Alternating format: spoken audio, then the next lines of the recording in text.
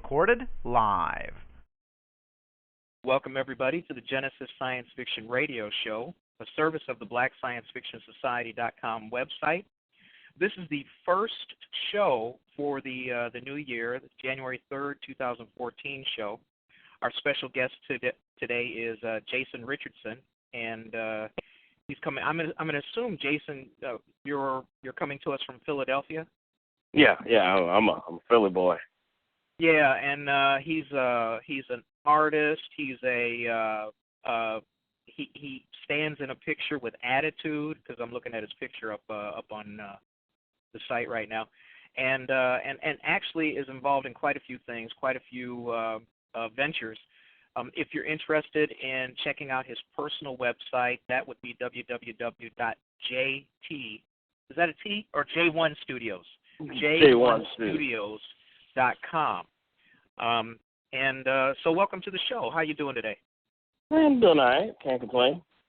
I've been telling everybody so far so good as far as 2014 is concerned. I mean, we just got started. I mean, you never know how it's going to go, but I'm going to be optimistic. Yeah, well, I'm going to think things are... All right, then it's going to be terrible.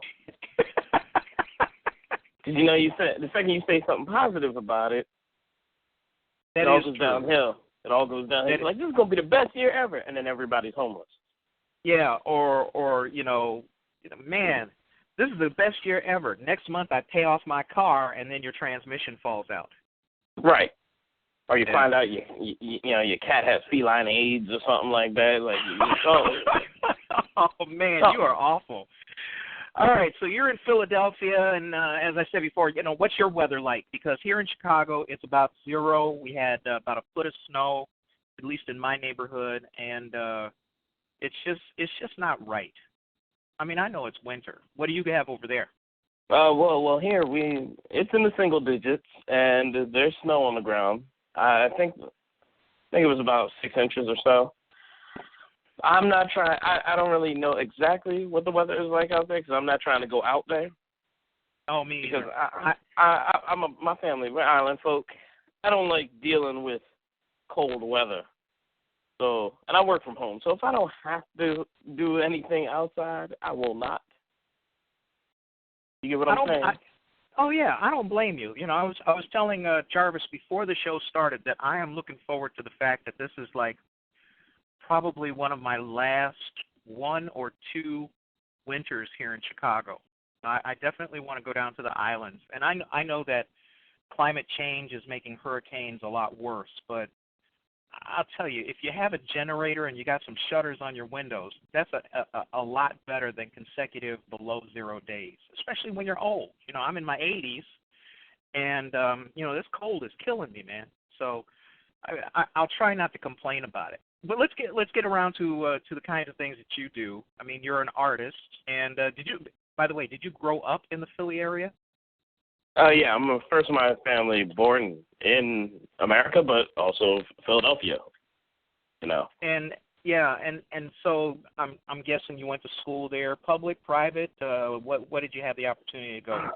It was a mix of both growing up. So I went to Catholic school for a little bit. Early, first to third grade kind of thing. Then went off to one of those advanced public schools later on for most of my elementary years. Moved around from suburb to suburb, back to the city. I've been all over the place. Yeah, my parents did a little of that too. I said if you just pay your rent, you don't have to move as often. But anyhow, what do you?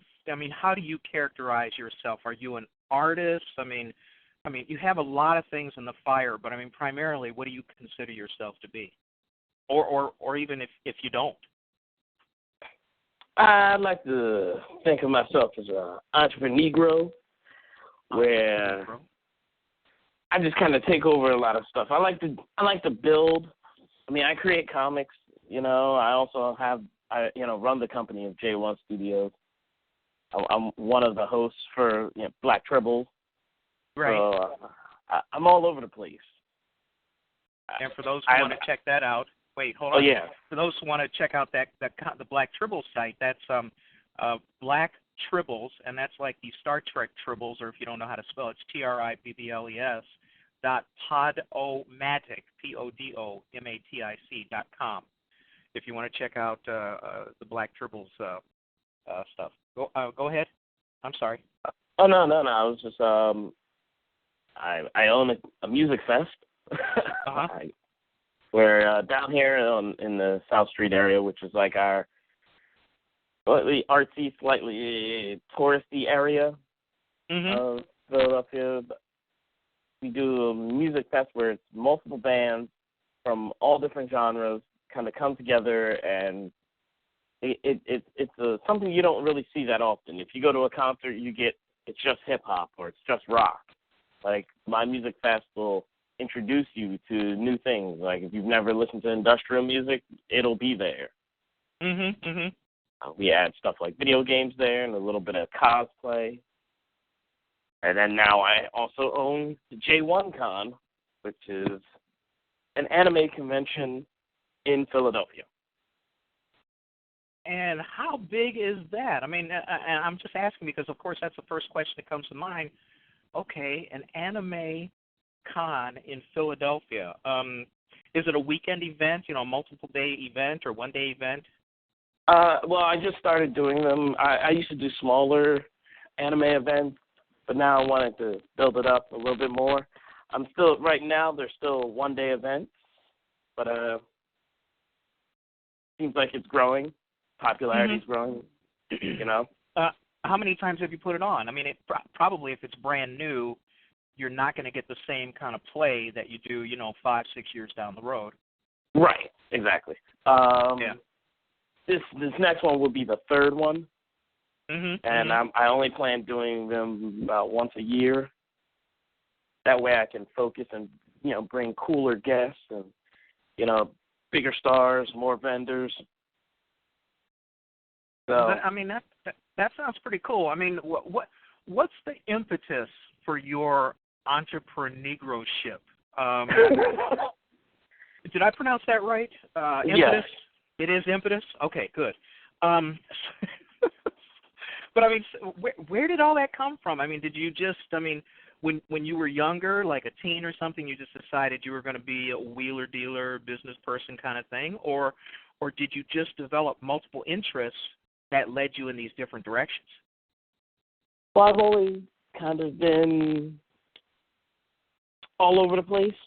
As a kid, I started, this will also show my age. As a kid, I used to make my own games on the Apple IIe. You remember black screen, green letters? Absolutely, yeah. And it was like six inches, wasn't it? Yeah, it was. The discs were huge. The file size were small, but it was huge back then. And I was making computer games,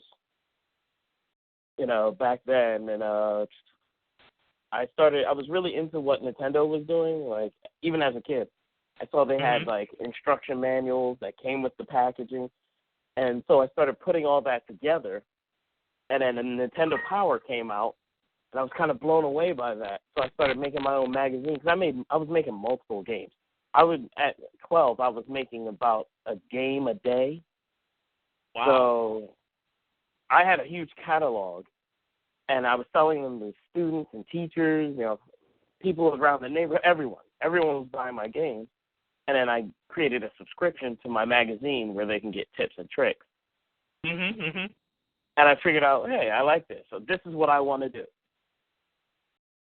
And then I guess throughout the years, things change here and there, but I eventually got to do something along the lines of what I wanted to do, Like I always liked making comic books, even as a kid. I liked art. So I'm doing that now.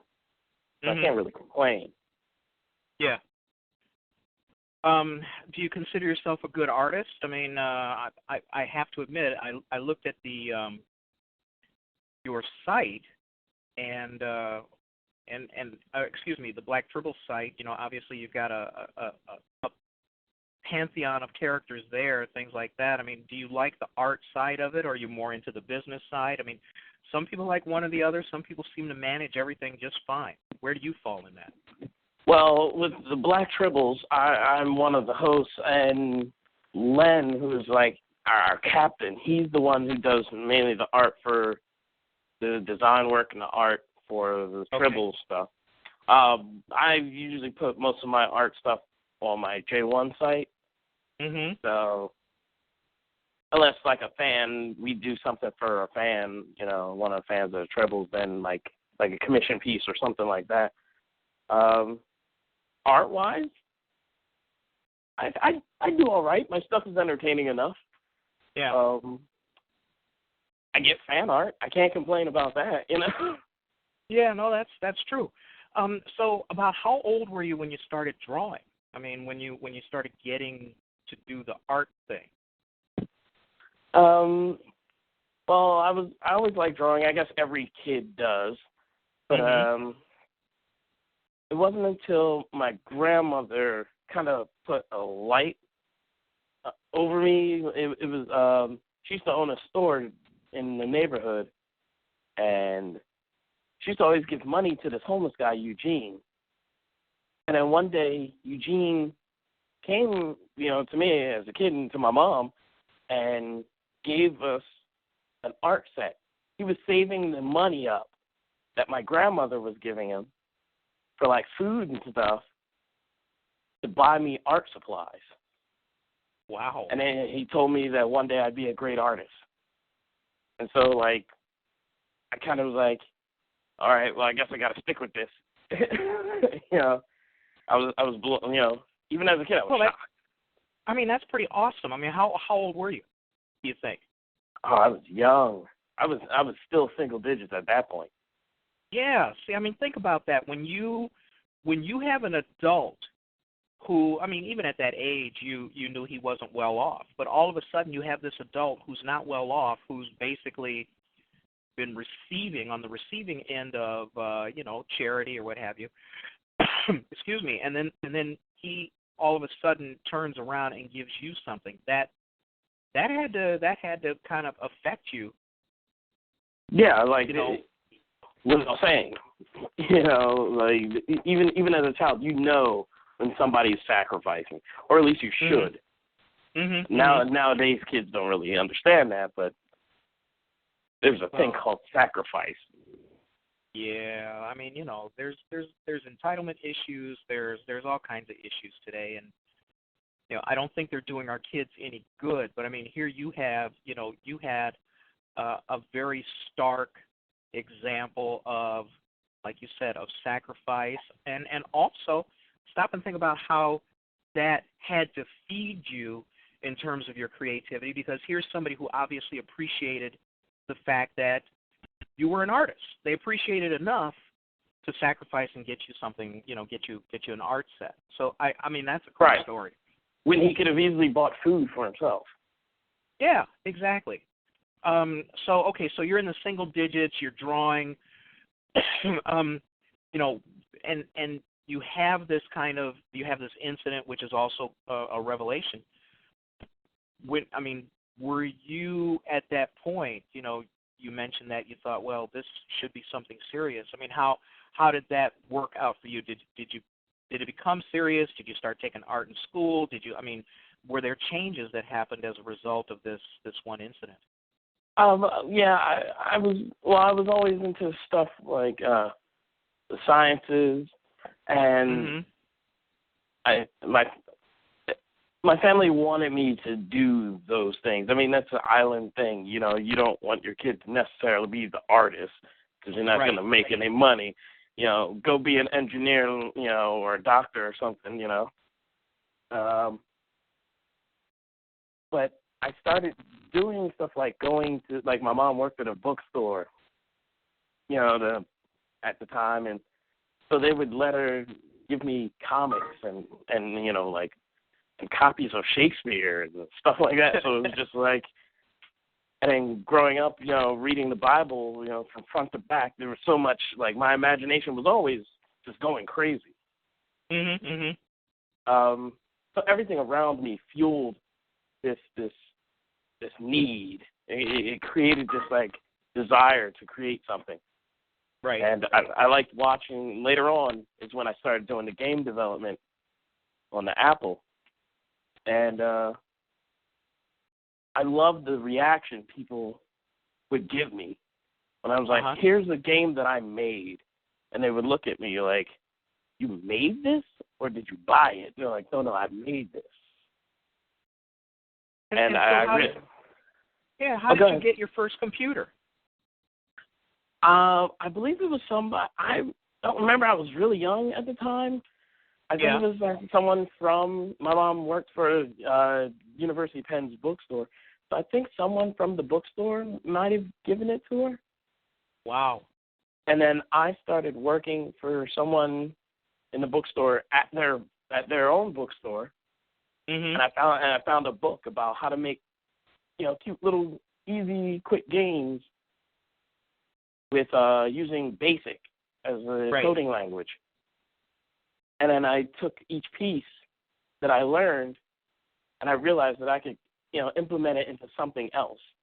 So all this knowledge that I was storing, I was putting it together, and then I created stuff like whole football coaching games, fighting games, helicopter war games, just a slew of different types of games, story games. Plus, I was big into what doesn't really exist anymore. Remember Choose Your Own Adventure books? Where you would read up to a certain page, and they would give you a set of choices. And if you chose to do this one action, you had to skip to page whatever. Oh, no, I never saw those. I used to get those, well, I guess the advantage of having a mother working at a bookstore, I used to get these things all the time. And they fueled your imagination. And that's how I used the ideas behind that to just put it on a screen. Well, I mean, that's low-level programming right there. That's decision tree programming. Yeah. Man, that is cool. And that makes me feel old because I'm pre-BASIC. When I started in computers, BASIC didn't exist. I started in 1970. There was no such thing as a personal computer. Computers took up, whole floors of the a room, yeah. Yeah, and it was cold. You had to wear an insulated lab coat and gloves with your fingers cut out. But the cool thing was even though I guess the first home computer was that Radio Shack. What was that? The TSR-80 or something. And it was pretty expensive. It wasn't really a home computer. It was a business computer because the first suite of programs were business related, accounting and things like that. But I mean, for you to be that age and to jump right in, I guess we're talking some nerdish kind kind of behavior on your part. And I don't say that in any bad way, but I don't take offense to it at all. Yeah, you understand where I'm coming from. I mean, for you to be at that age and doing your own games, and did you sell them or did you just give them away? Oh no, I was about making money. I liked the idea of having a business.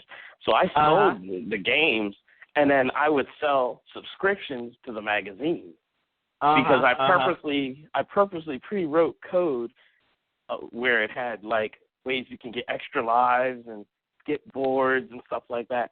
But you would only learn if you bought the magazine.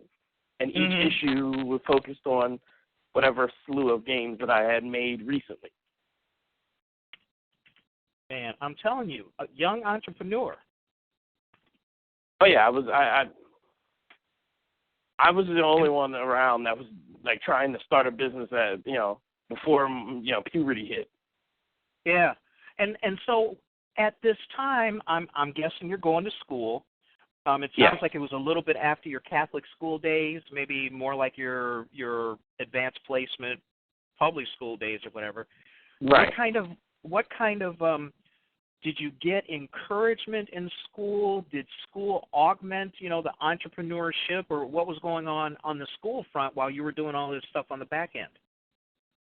It was more so they were everybody was just kind of, that's why I could describe it. They were my customers.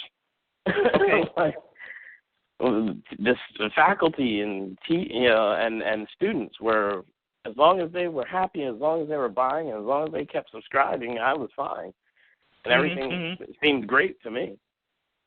And your parents, what did they think about this? Well, my dad wasn't in the picture, so my mom. Okay. Yeah. She appreciated it, but she thought that maybe I should focus a little bit more on, like, say, my studies, because I wrote code in class. Like, I was obsessed with it. And then I figured out how to make other types of games. So I started making board games, too. And then I started making card games, like, battle card games. This is, sure. And I never even heard of, at this point, this is before, like, Magic and all that stuff was even in my, like, realm of understanding, It's just like, I made up these comic book characters and these video game characters. Now they should have a game where you could play without using electricity. Right. I wanted to be able to take the games on the go. Yeah, I was just going to say that they're completely portable. Yeah. That's all I want. I wanted to always find a way to play these games. And then I grew up Seventh-day Adventist. So when Friday sunset, the Saturday sunset hit, you couldn't really do much of anything unless it was, spiritual. Non-powered. Yeah. Yeah. And, Christ-centered. So I started making biblical games. I found a loophole in it. I was like, I can make games about characters from the Bible, or I could take the Book of Revelation and turn that into a video game. That way I get my action, I get my violence, and I still can do it during my Sabbath. Man, that's pretty cool. Did you have any begatting in any of your games? No, none of that. Cause that just okay, takes too long. Good. I'm just saying because, that's pretty early. Yeah, that's a lot. That's a lot of loading. I mean, I marvel at that, and like you're very much like guys I grew up with, guys who don't exist. Smart middle class guys who are tech savvy and are not white. None of us exist in today's lexicon, and certainly not that far back. I learned how to program an IBM 360 mainframe as my first computer, and I did something that I got busted for, but back then they weren't so litigious, so they hired me instead to keep other people from doing what I did. So, but your endeavor is far more creative than that, man. I mean, my hat's off to you for your entrepreneur. Well, let's just call it entrepreneurship because I'll mess up the other word. But that's pretty cool. After you went, let's say, when you went into high school, were you still doing the subscription thing? Were you still doing those kinds of things? What did you do during high school? And if you did have it kick in, when did the whole comic book thing kind of kick in for you? Well, as I guess around mid-'80s, the comic thing really became my second obsession. Okay. And that was, I don't know if it was the second or first, but I remember there being a thing with Transformers the movie. When I saw that, I had a really good memory, as a kid. I could just watch something, and my mom couldn't afford every toy in the world. Sure. So I would go either watch commercials or I'd walk to stores, look at the toy, go home and try and rebuild it. Sometimes out of paper, cardboard, rubber bands, and foil. So that led to me making comics, and I loved the Transformers movie so much. I think I saw it twice, maybe. I remember watching it and then redrawing the entire movie in comic book form. like word for word, shot for shot, angle for angle. I tried to mimic all the transformations, and I realized I wanted to do that. Make comics or make movies? Probably all of the above. I just okay. I think it was the creation process that I was obsessed with. Yeah. And so, did you come up with your own creative universe at that time, or were you still busy copying other people's work? What I started doing was making my own characters who existed in already, copywritten, universes. I had my own Transformers. Okay. That existed in, and my story took place after the movie, like what would have happened. And I had my own Mario. Right. He was black. It was like a little black boy. With instead of having a raccoon suit, I gave him a lion outfit. Because I was like, that sounds more Afrocentric. Oh, and okay. this, mind you, I'm still like a kid at this time. This is like, I guess, this is when Mario 3 came out, so maybe, I was still young at the time. Fred Savage was still relevant. So, the Wonder Years, Fred Savage, that kind of that era. Yeah, okay, yeah, all right. Because he was in the movie The Wizard, and that's where they debuted. Yeah. That's where they debuted Super Mario Brothers 3. So I remember seeing the Power Glove in there, and I was like, "That's the greatest thing ever." But I think I started by just branching off. Making my own spin-offs, basing all my stuff off of the existing universes. And eventually, I eventually realized I want to do what they're doing, but I wanted to do it my way. Right. So then I started creating my own world. I started coming up with my own characters, and just kind of went nuts after that. And so what you got your own characters, you've got your creative universe. Did you push out into creating this whole world? What was kind of like the evolution of that? Well, I think it was just my obsessive nature to constantly create. I would get bored with a character, and especially my main characters. And I had this weird thing where I had to kill them off. I guess Transformers is the problem. They killed off all my main guys, so I figured that's how it's supposed to go. And I kept killing off main characters and then replacing them with new ones and building a story on where they came from to take over that new role. And I just continued with it. There was times where as a kid, I made my own little foldable, size stapled comic books. Sure. And I did grow up, reading, manga and watching anime before it was like easy to get in the States. So, because I have family who somehow could get this stuff for me, or I knew somebody, or in some way, shape, or form, I always had a way to get a hold of it.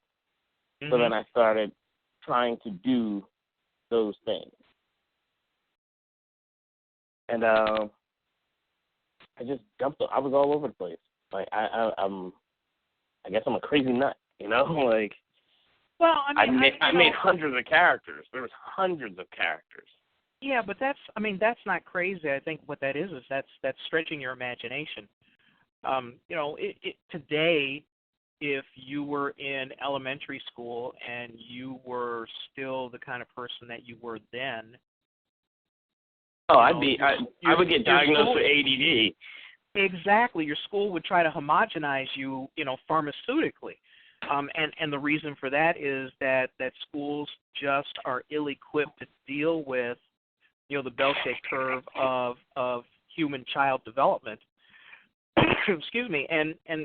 But I mean, the cool thing is that you got through that, and you did not end up, being stepped on with drugs to knock out that creativity. And it also sounds like you had fairly supportive people around you, your mom, your friends, whoever it was, your underground manga contact. You had all of those things going for you, which appears to have sustained your creativity and your interest. So you get through high school, and I hope I'm not skipping anything significant, but you get through all of that. Well, I had to drop out of high school. Oh, you did? At one point I wasn't living at home. Okay. Or anywhere, really. So I had to figure out a way to, like, my surroundings things kind of fell apart at one point. And at one point I was on the streets. Yeah. I was about 16 or 17, I can't even really remember. But I eventually figured out ways. I refused to be homeless.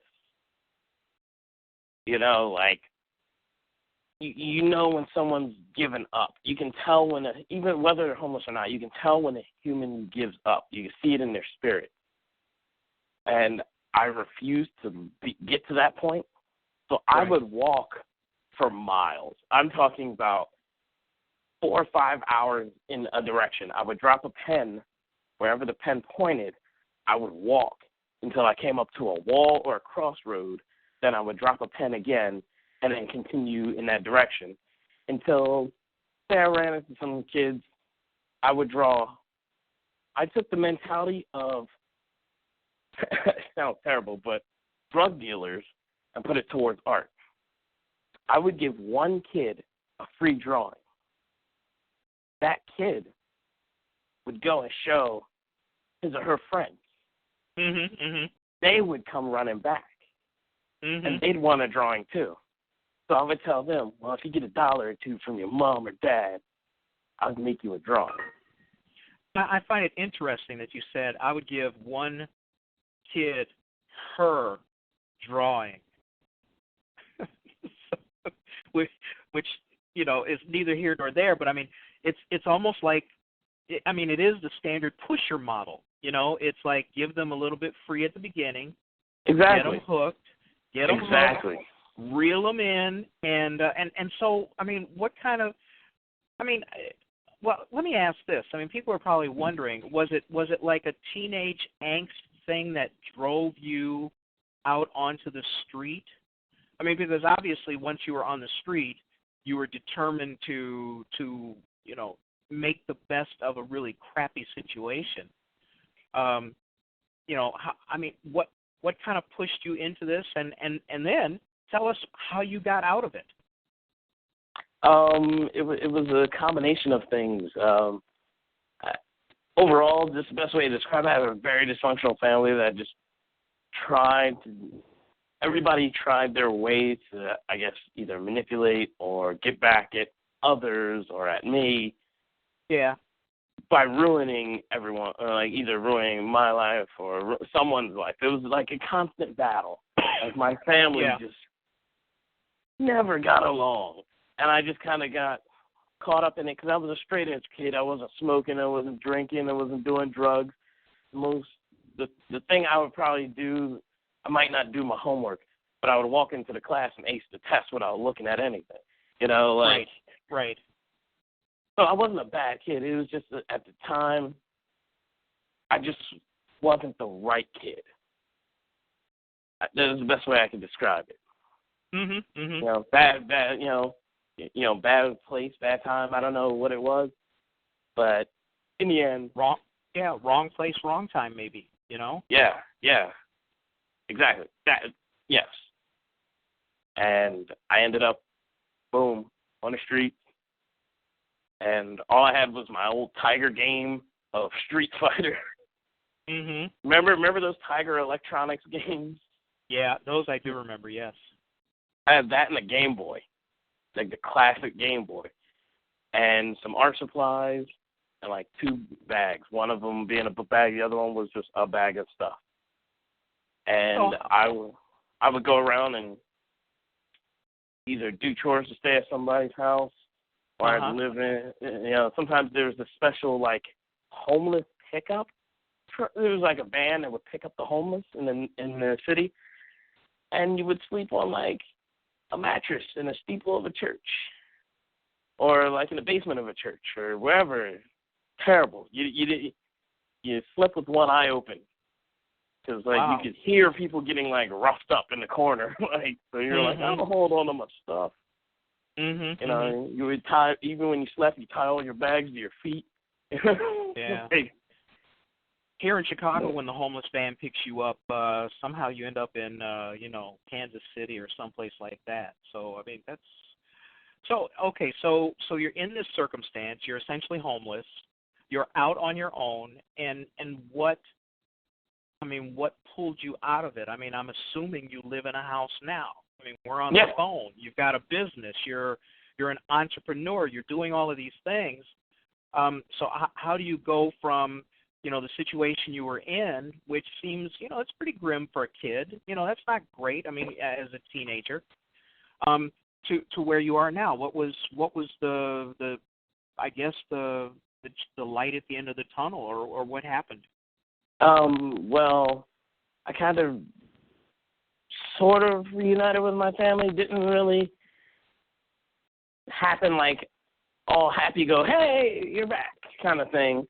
But I ended up staying at a friend's house and paying like $50 a month rent and helping out with chores to just share another bed there. Because I knew these guys, everybody knew me as a decent dude. You know what I mean? Like I wasn't a bad guy. I was a nice little nerdy kid. So little skinny nerdy kid sitting there. He's hungry. Let's make him a sandwich or something like that, And he could stay here and help around the house.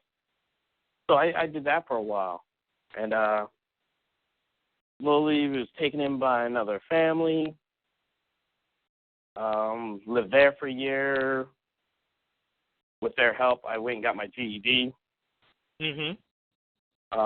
Reunited completely with my mom, and we moved up to the suburbs.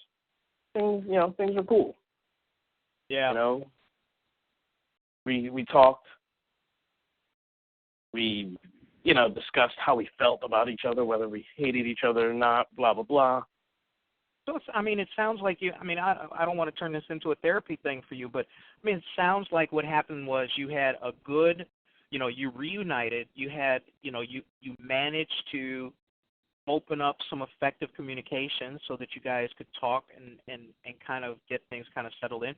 And it also sounds like, the experience, it may have affected your perspective, but it doesn't sound like it scarred you in ways that are most noticeable. You sound pretty good as far as I'm concerned. I got this. I get the impression that it pretty much turned out well. Would that be a fair assessment? In theory, yes, because I'm alive. I'm happy. I'm married. I live in the neighborhood that I've always wanted to live in. It's not a cheap neighborhood to live in. It was actually on my list. One of my things to always do was to move down here, and in the neighborhood you're in right now, right? Right. And then to start my own business, and that I'd be able to be like, my job would be art. Like I could feed my family with art. I have multiple jobs, but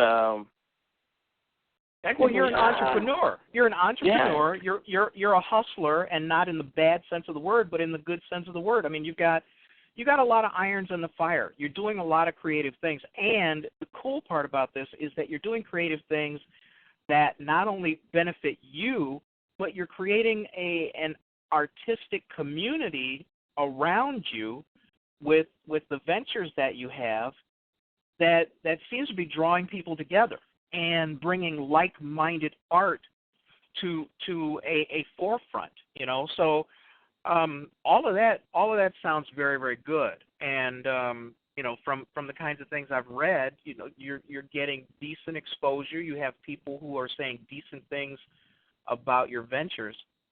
So I believe the phrase is "it's all good." Yeah.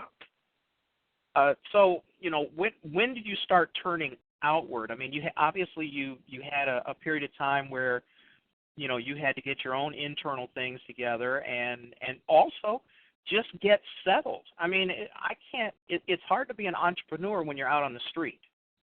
Yeah, I mean, you know? Still to this day, I still have weird kind of issues with it. Like I don't sleep much, but I use that to be productive. Because you know, examples, I'm 9 to 5. I work for a corporate company as a lead designer. Okay. On top of that, J1 Studios, we update news and reviews and stuff like that often throughout the day. You know, we could do one a day. We could do several articles a day. Sure. But it's a daily thing. Networking to find new people to do interviews on or what have you. I do that. I also write and draw 4 different graphic novels. And twice a week, I do the Black Tribble show. Yeah. And yeah, tell us a little bit about the show. What's the subject of the show, and how did it come about? I mean, when did you decide to jump into doing kind of like the radio thing? Well, I came in. Well, I used to have a podcast before. It was a pretty successful podcast, but it was within J1 Studios. But then egos got in the way, and everything just fell apart. And I shut. Yeah, oh yeah. So I shut it down. Later, I was asked by a friend, Kennedy, who's Storm Tribble. She asked me to join in as a special guest, you know, call in for Black Tribbles, which, you know, fits along the same lines as you guys, you know, supporting that Black geek culture and showing, you know, that it's okay to be a nerd. And, you know, being cool about it at the same time. And so I was on there, did the show, we had our banter. I get a phone call from Kennedy, and she's like, hey, how you feel about, like, actually being on the show, like, being part of the show? And I was like, yeah, that'd be kind of cool. I would love to do, like, some radio, yeah, I'm all about that. So from your appearance, you got the invite. Right. That ain't bad. And these are like the coolest cats I've met. Like, I love these guys.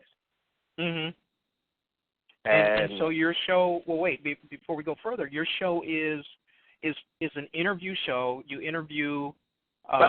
We just cover geek culture. Okay, geek culture. All right. Because I want people to know, you know, if they're interested, then they know what to expect when they check you out. So, is this just plain geek culture, Black geek culture, or which way are you going, or both? Both, because it brings to light the existence of Black geek culture without pushing away, you know, I guess what's expected as the standard of geek culture today. So it's just uniting cultures. Yeah. And we get under in there under the banner of geekdom. Right. Okay. Actually, one of our more popular episodes is the one where we talk about growing up, you know, geek in Black America, and how that can separate you from your own color. And that's something that I dealt with growing up. Like people seeing me trying to start these different businesses and making gains, and they're like, "You're not black." I lose that. No matter how dark my skin is, I lose my identity. Your street cred as a black person. Right. Yeah, try talking like me all the time. It happens all the time, man. oh no, I get it all the time. Like when I was younger, applying for jobs, you'd have the phone interview, and they would listen to me, and they were like, "Oh well, yeah, come on in." And I'm like, "Hey, awesome." I get there, they're like, "Oh, you're black." All right, let me tell. Yeah, I know exactly how. Let me tell you a quick story, and I'm sorry, but this one was so funny. It made me laugh. I went to school in Green Bay, Wisconsin, and as you can tell from my name, and I tell people I'm a Japanegro, but when I was applying for, and so I go, "Oh, nice."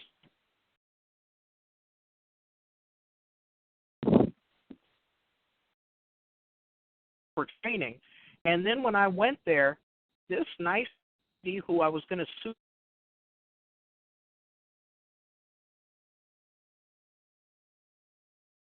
William Hayat, and she blurted it out. She said, "But," because I had a big 6-inch afro. But you're black."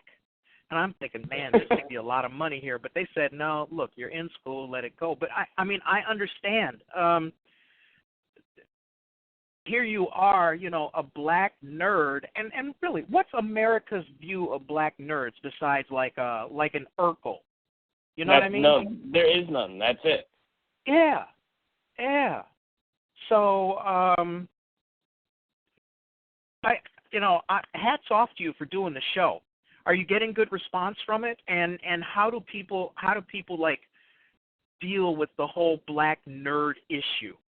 Oh no, people, as you painted. People nowadays people love it, and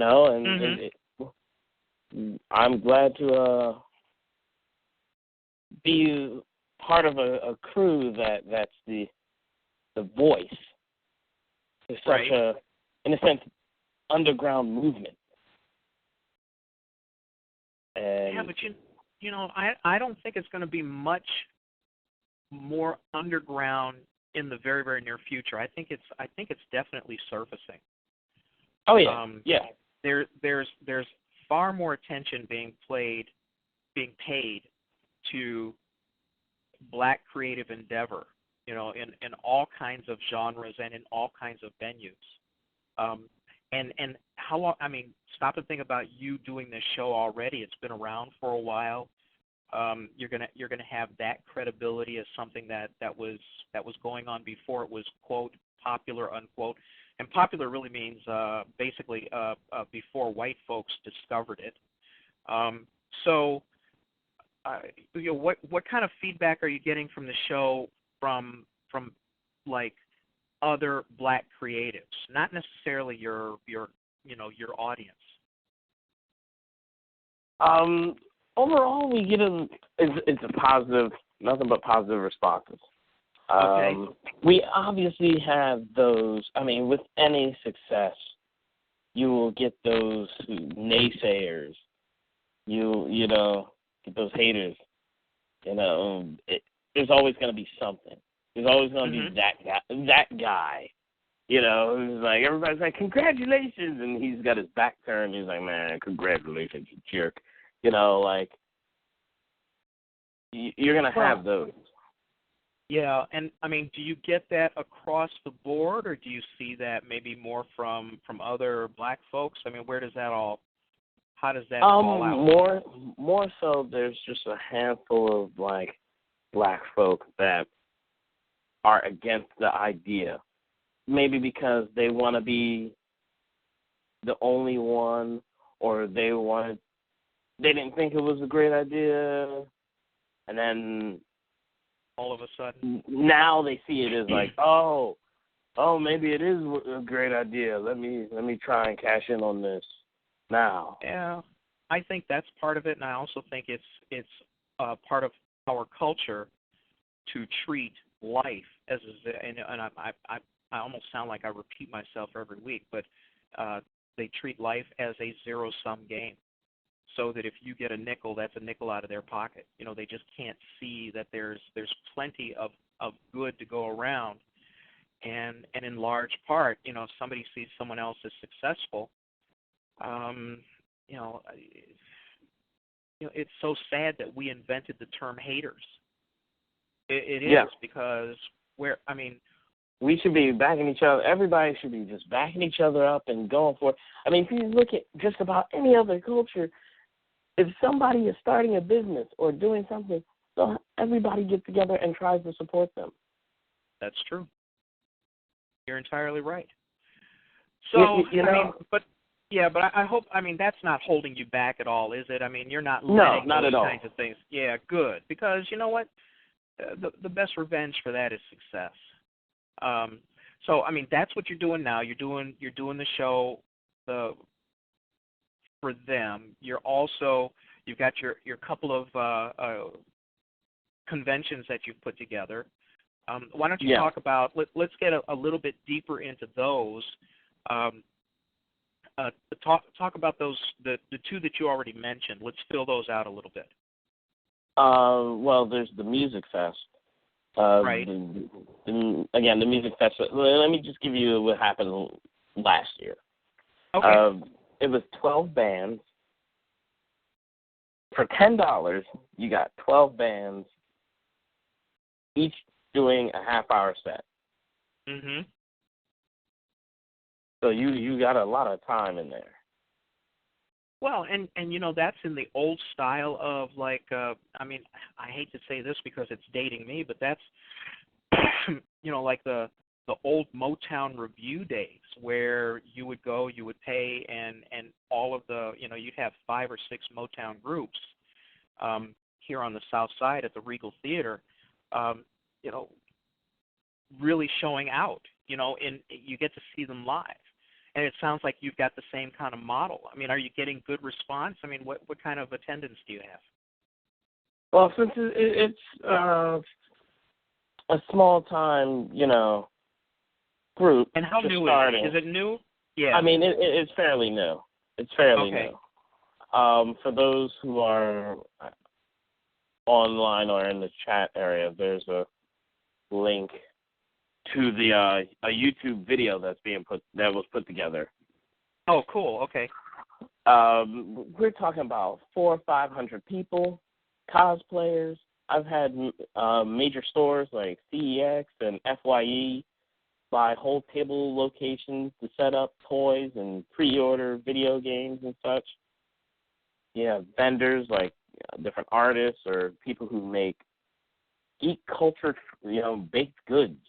From like Pokemon cupcakes to, you know, Transformer cookies. Sometimes there's live music. I've just put this whole thing together in Philly because there's nothing like this in Philly. And every time something like this happens in Philly, it gets pushed out or there's always something. There's always some kind of problem. So, as big on the hustle. Is this like a systemic problem, you know, by like local government, or is this an attitudinal cultural problem? I look at it more of a cultural. Where's the problem coming from? Okay. This is my biggest problem with a lot of what's going on with Philadelphia. Philadelphia is the basis for a lot of creative minds, but they don't support the creative mind once they've gotten to a certain peak. Because people don't support anything unless it gets big first. So these creative minds leave Philadelphia, go usually to the West Coast or down south, and just get big. Then when they come back, all of a sudden everybody's like, oh yeah, they're from Philly, yeah, Philly represent, Philadelphia, you know.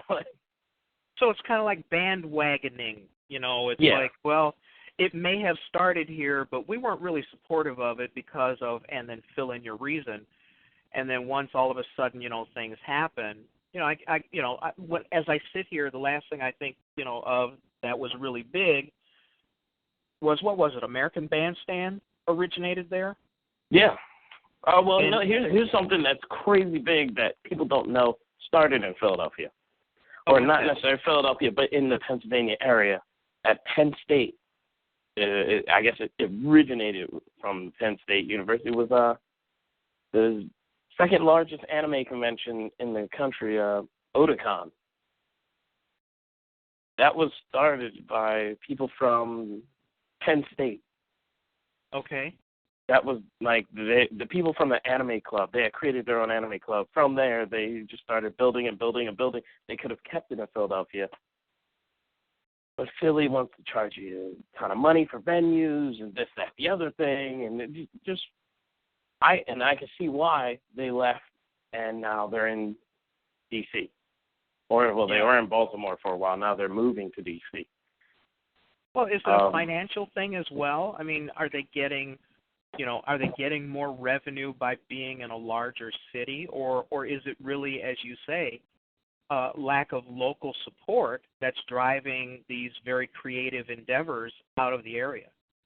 It's lack of local support because these same cats will travel. The fans of Otakon, there's a ton of them from Philly. Mm-hmm. But they won't come to a Philly thing if it's not major. It's part of that whole bandwagon issue. Okay. They'll go here's a perfect example. I was given a couple offers to take J1Con down to down south and even over to the West Coast. Right. But I didn't want to because I wanted to create a legacy of something for Philadelphia. Because Philadelphia doesn't have, geek culture-wise, it's hard. There's not much for Philadelphia to have. Right.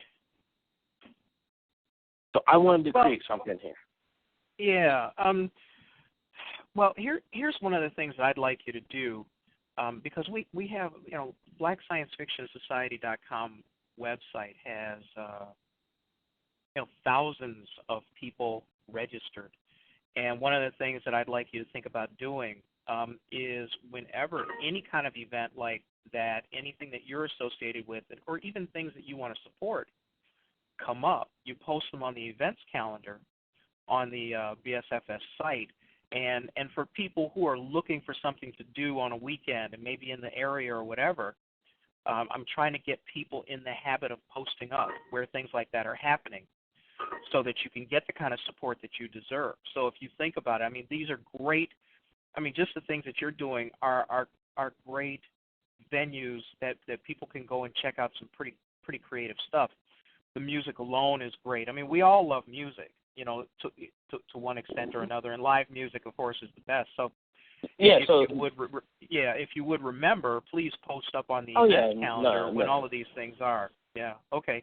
I have no problem doing that. But like for example, for the music fest was $10 all day music. Like every band had like half-hour sets. We even threw extra bands in.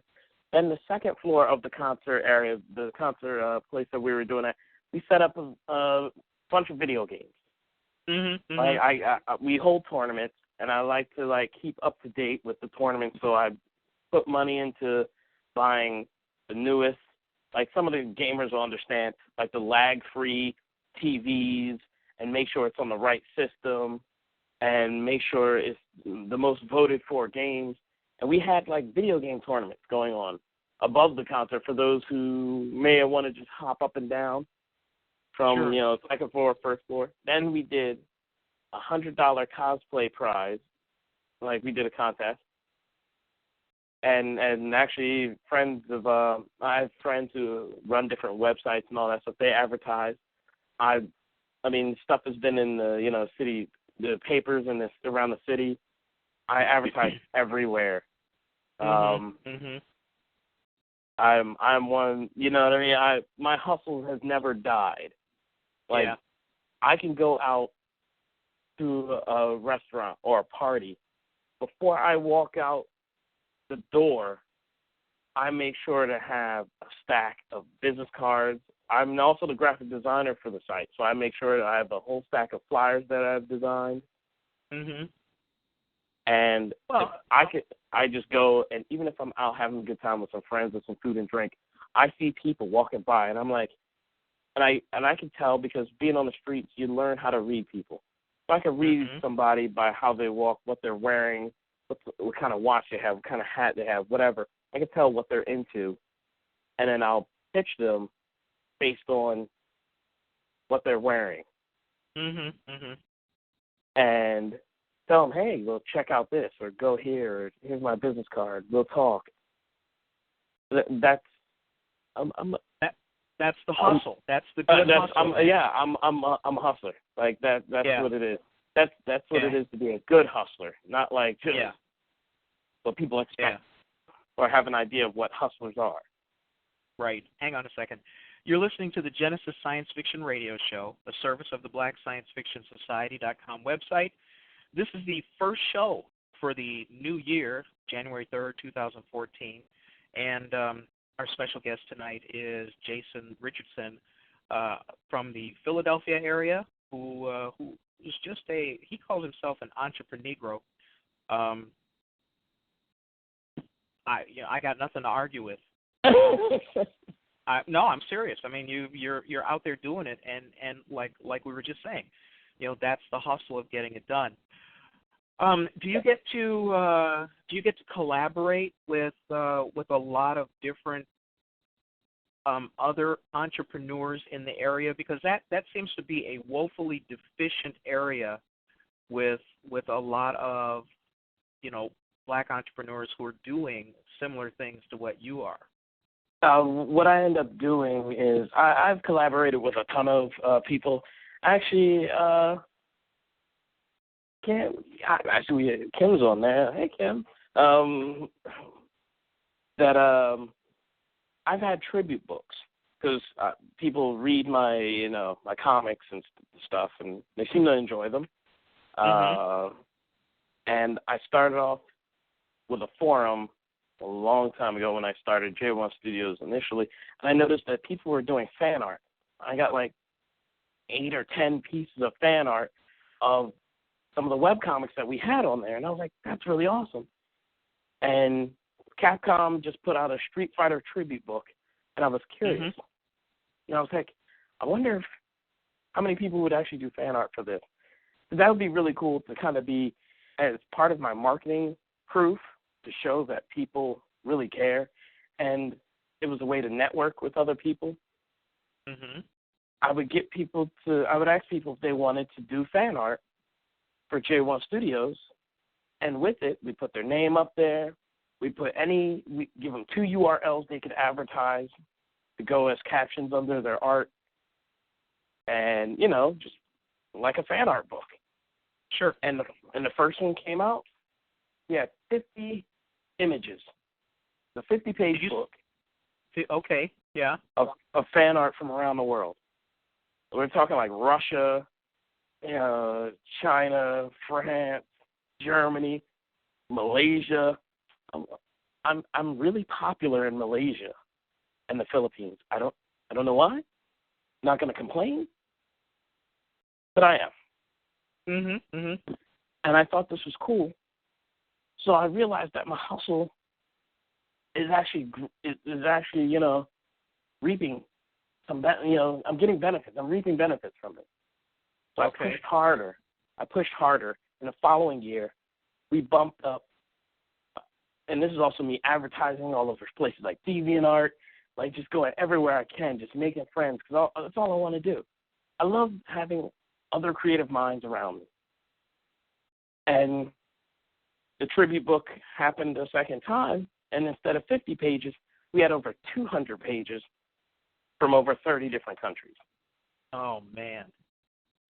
So in 1 year, my fan base that's willing to do fan art Jumped from 50 to over 200. Yeah. And then I got the thing that made me weep. I'm not gonna lie.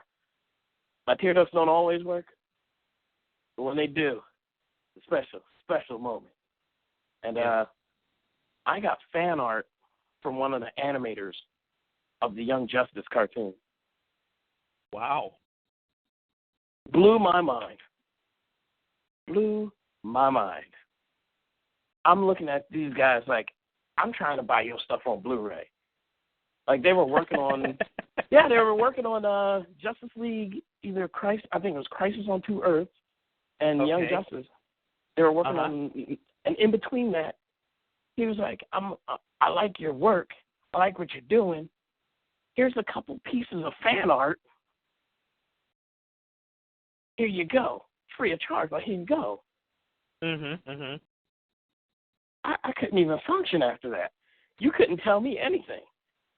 There was nothing you could say to me at that point.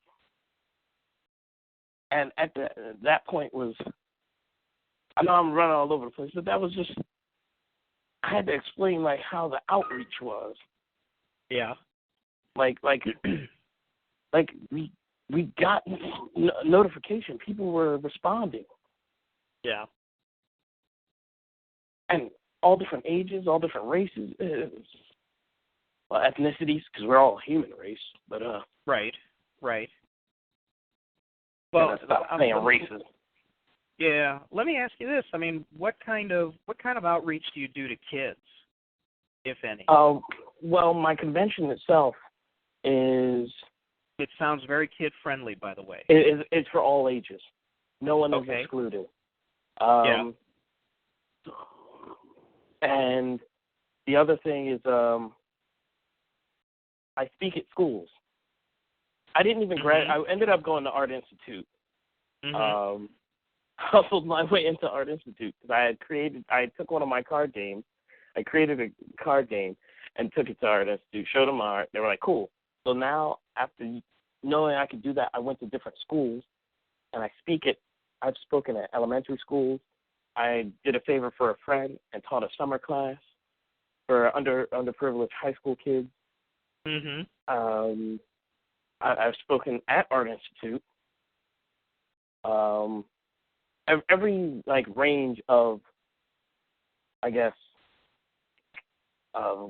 growing up as a child, scholastically, I made sure to somehow have influence.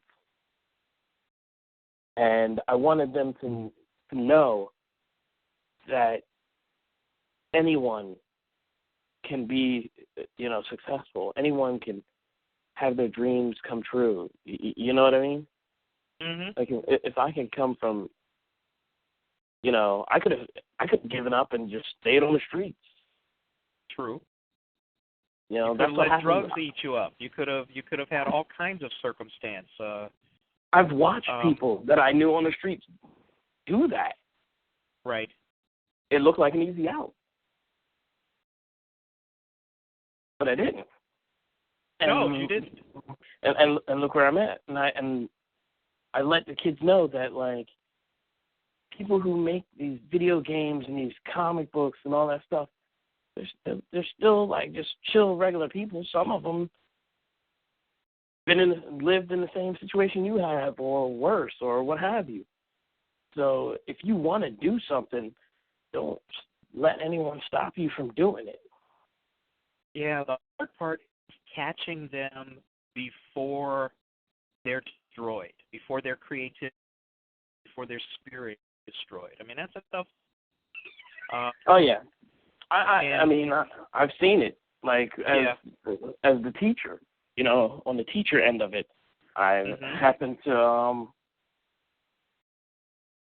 and I saw I was teaching the underprivileged kids, and there was about 28 kids in the class. I'd say about 10 or 11 of them actually really wanted to be comic artists. Some of them were interested in anime or animation. The others were just there because school systems didn't know what to do with them. Right. And you can see the influence of how some of the kids who were stuck there because the system didn't know what to do with them. They wanted that misery, that they had the idea of like misery loves company, so they would disrupt the kids who wanted to learn because they felt like they didn't have anything else to go with in their lives. Mhm. And it took a while, but there was a couple of them that I showed them. You just have to. It's a double-edged sword because you have to kind of speak their language. Right. Well, you have to have credibility to talk to kids. Yeah. Thank God this is internet radio, but because I can say this, but the kids are probably the most effective bullshit detectors in the world. When you lie to a child, not only does the child know that you're lying, but the child is given the impression, is given license, essentially, because if an adult do it and it's okay for them to do it, then it's okay for us. And when kids, I mean, when you kill them, when you do not need their creativity, where you essentially destroy a life, and people just don't realize that. Yeah. We talked earlier about how it is in school now. There's no, they teach for tests. They kill the art programs. They kill PE. They get rid of any kind of class where you talk about cause and effect or repercussions and consequences. And you take away their outlet, and if they can't expel the exhaust of their day-to-day life, they're just going to swell up until they explode. Mm-hmm. And then once that happens, that you can't repair them. No, you really can't. It's a balloon. Yeah. Each child is a balloon. They take in as much as they can, but then you have to get them to let some of that day-to-day out, or they'll pop. Mm-hmm. So, when you teach, when you are in front of these creative minds, what's your approach? Where do you start out to try to make that connection? Because first of all, you only have a limited amount of time to do it. So I mean, how do you capture them quickly, creatively? Well, one of the things is I'm already a big kid. My wife will tell you, I'm the most immature jerk around. I will play a video game. I will read a comic book. I will run around the house with my cats and act like I am a cat too. We'll just play Tarzan, Jungle Book. We'll just go crazy, me and the cat. Mm-hmm. Mm-hmm.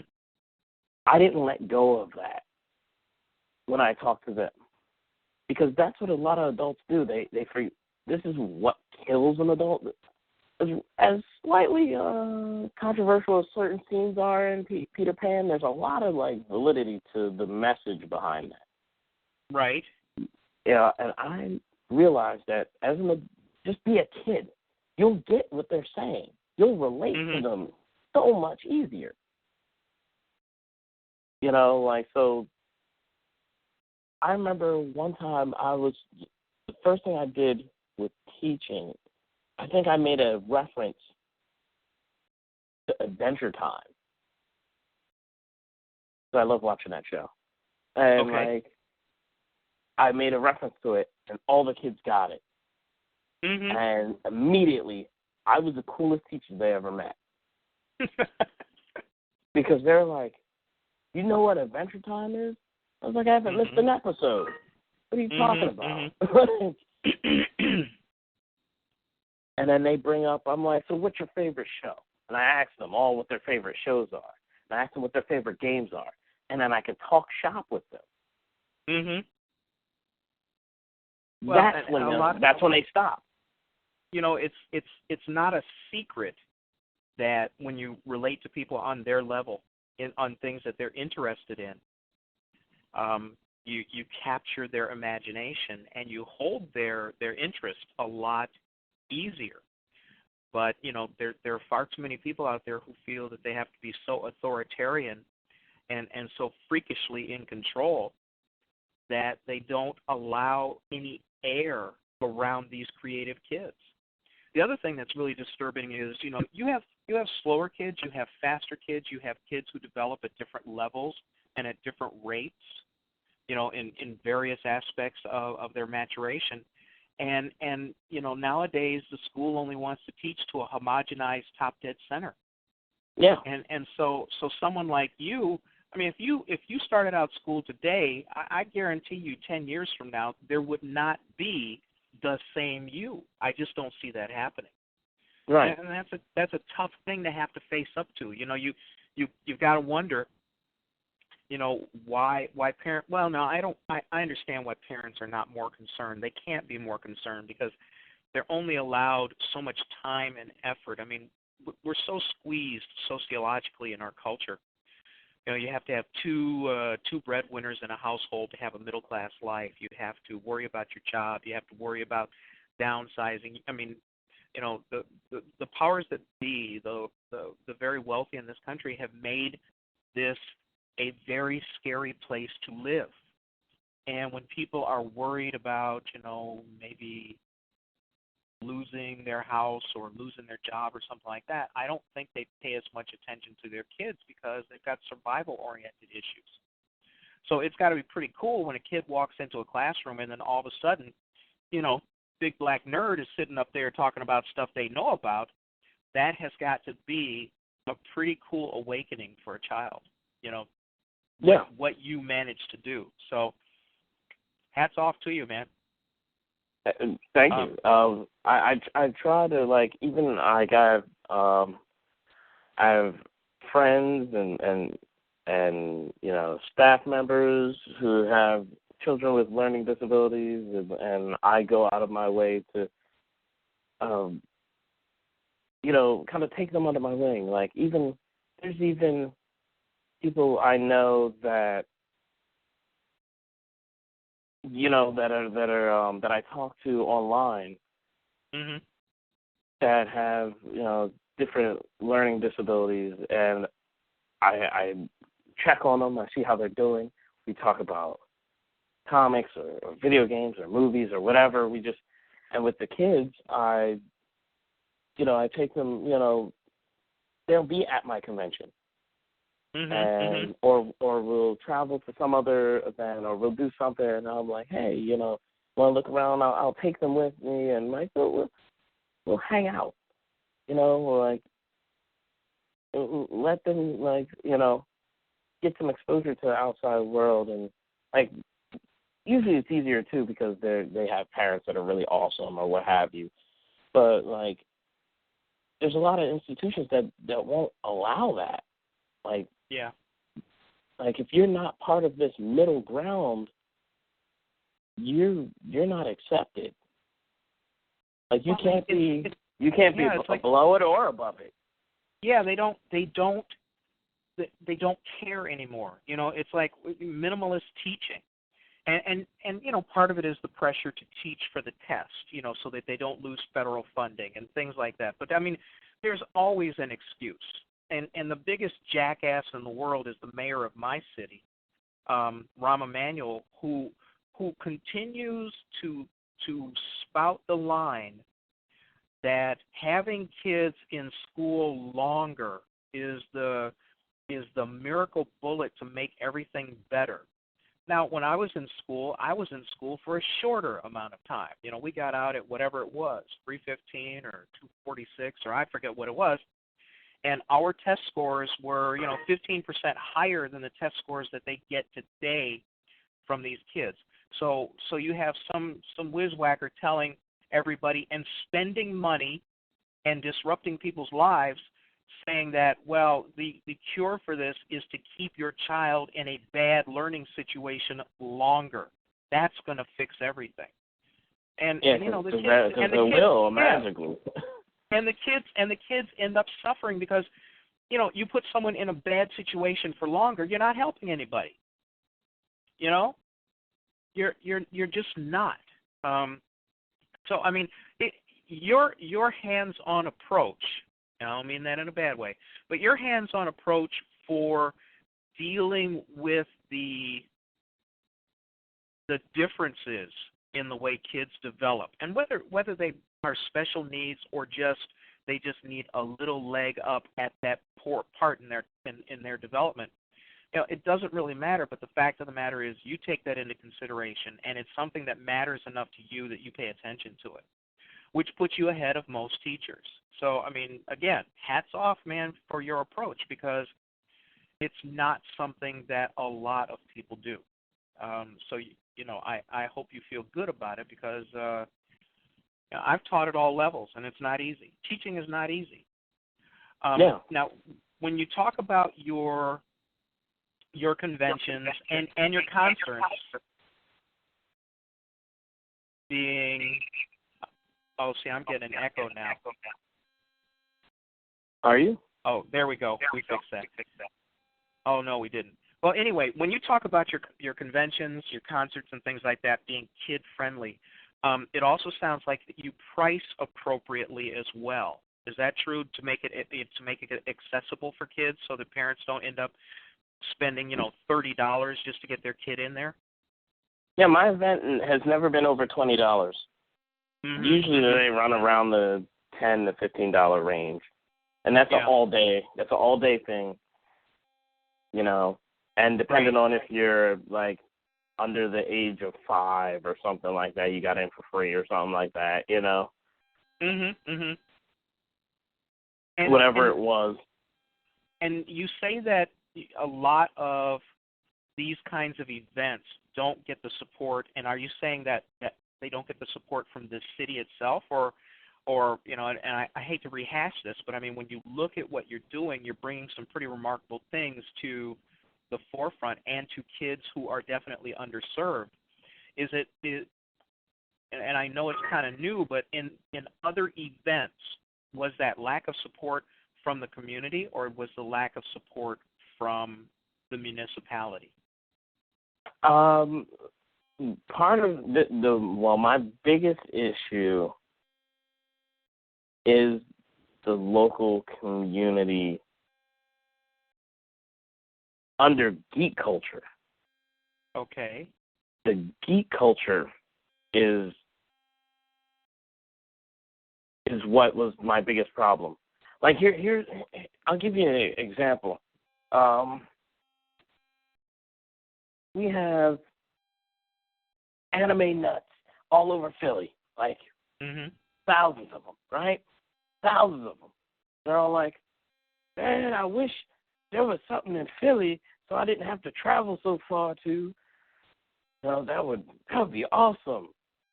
And I was like, here you go. Here's a convention for $10 all day.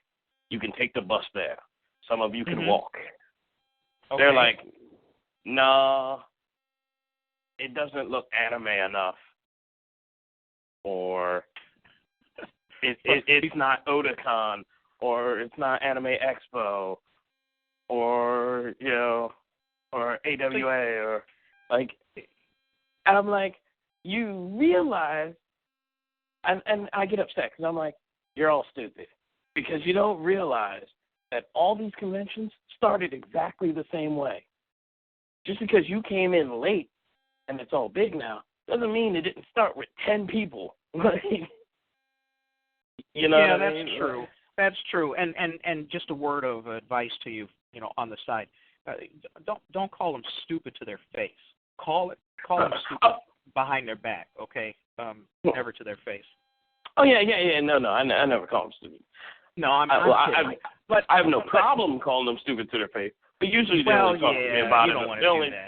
They only talk to me about it online. But that's all right. Well, I think the test for you is going to be, when we look at this maybe 3 or 4 years down the line. It doesn't have to be very long, but 3 or 4 years down the line, you're going to see, pretty substantially where the support is coming from. Because it doesn't sound like you're going. I can tell you where the support is. But you're not. It's not like you're going to move your stuff to some other city to satisfy that. Oh, I got to get out of Philly requirement. No, because I want to give something back to Philly, and it's like perfect example is like these anime fans are like, oh, your thing doesn't seem like it's anime because all we see is people going there for the gaming and the tournament. I'm like, but you've never been. Just like geeks when it comes to movies, that like geek culture movies, like comic book movies coming out, immediately if they hear that a certain person is in it, it's automatically going to suck. Like they never even saw a trailer yet. They never saw anything about it. They didn't see any costumes. They immediately hate it. It's the new generation of geek culture. I remember growing up in the days where if somebody said, I'm thinking of starting this thing for geeks, everybody who was a geek was like, you got my vote. Yeah, but now it's like you're quick to destroy it. Like cosplayers. I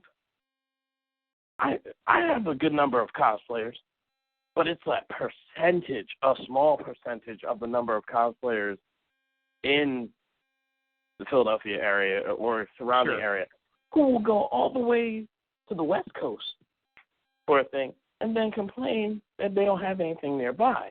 And I'm like, what? Well, I mean, there's a mentality about that, and unfortunately, you're going to have to kind of live with that until you get to the point where you're a little bit bigger, because people have a tendency to think, well, if it's not like Comic-Con, it's not really a it's show. not worth it. It's not, why should I go to something in Philadelphia, when it's not as big as Comic-Con or something like that, and the tragic thing is that that mindset does keep people from supporting something small to help make it big, or at least make it bigger. Right. There's only a certain size it's going to get in Philadelphia, and I'm not saying that that's small, large, medium, whatever, but you're not going to have Apple come and roll out products at your convention next year. Right. But a few years down the road, there's a possibility, there's an inkling, there's a chance if you can get the local support. And that's another reason why it's good to kind of post up things here, because, getting you some numbers, getting some online presence, things like that, all of that does add up. Yeah. And that brings me to my next question for you. What do you do in terms of marketing? Where do you put your money, print, digital, what have you, in getting the word out for the kinds of things that you do? I spread it all over, from print to digital. I have a street team that goes out to all the different colleges that drop off flyers for when we're doing events. We have our Facebook, Twitter, Instagram, YouTube. We'll put stuff on there, shoot it over there. We'll throw it on every link that you can think of. I personally joined probably 20 to 50 geek culture Facebook groups just to advertise and talk to people, like-minded people, about what I do. And here's the thing that's weird. People from out of state want to support Philly more than Philly. When I do that, and I'm okay with that, I just really wish it would do something for Philly. I had a cat come from Georgia up to our event. Like he I don't know if he took a train, drove, I don't know, a bird. I don't know how he got there, but he came from Georgia to be here for like 10 hours and just geek out. And I was like, bless your heart. Well, obviously, your marketing machine is effective. I mean, obviously the social networking thing is big. You have people who are actually out on the street in the city doing that. Where are you finding, your best marketing response? Where are you getting your best return on your marketing time and effort? Or do you know? I spread so much media all over the place that I could not really tell you where things where it's are most effective. Where it's most effective, because all I know is as long as there's people coming in and people having a good time, I'm happy. So what do your detractors say about you? I mean, what are the complaints that you ever, if you hear any? What kind of complaints do you get about what you do? I don't know anything about anime. Okay. I get a lot of stuff from, like, my art. Some people say, oh, your style's too anime or not anime enough, depending on what they're into. People have asked me, what... Oh, go ahead. Critics abound. You know what I mean? You're always going to run into that. But, I mean, when in terms of like, let's talk about your convention. You talk about the fact that you don't get great support. Do you have detractors who have indicated, other than, it's not anime enough or whatever? What do you think is the biggest detraction from you getting the kind of support that you obviously deserve for putting this together? I'm not the big convention. That's it. You're just that's not it. big That's enough. it. That's it. Man, if I had a nickel for every time I heard, never mind. I'm sorry.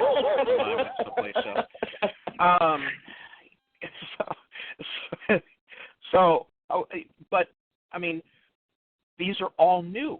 These are newer. You're going to get, a certain amount of buildup over the years just because you're providing something that's brand new.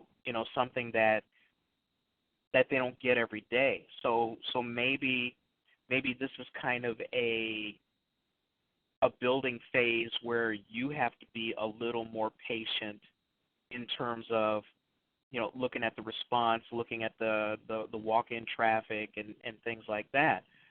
Because, I'll be honest, as I'm sitting here in Chicago, I'm not thinking of Philly as a big bastion of that kind of entertainment, of those kinds of events. And that's only because you haven't been doing it for a long time, and we don't, one day they may be talking about, man, I went to PhillyCon and it was off the chain. There were like 6,000 people in front of me in line, and we almost didn't get in before the night was over. So that may happen. Oh yeah. Look, I'm not saying that I don't think it won't happen. It's just a matter of level of frustration. The frustration that having the internet creates, because like I'll see on group pages where people are like, oh man, I had a great time. Like every time we do a J1Con or any type of event or anything like that, this, like I said, this will be our third one. We've done smaller like anime, events and video game tournaments, and everyone's like, oh man, it's been a great time. Oh, I had a great time. There's the people who don't go, who will say, it looks like it wasn't that fun.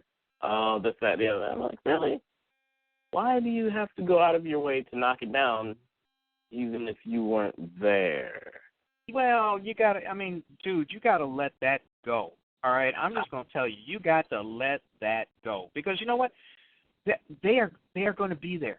They're going to say whatever they're going to say, and the thing but is, the sad part about it is, the sad part about it is, those are the ones who happen to have, I guess, now they're the leaders of the cliques, that if they feel like they didn't go, then their friends or whatever are like, well, we shouldn't go either.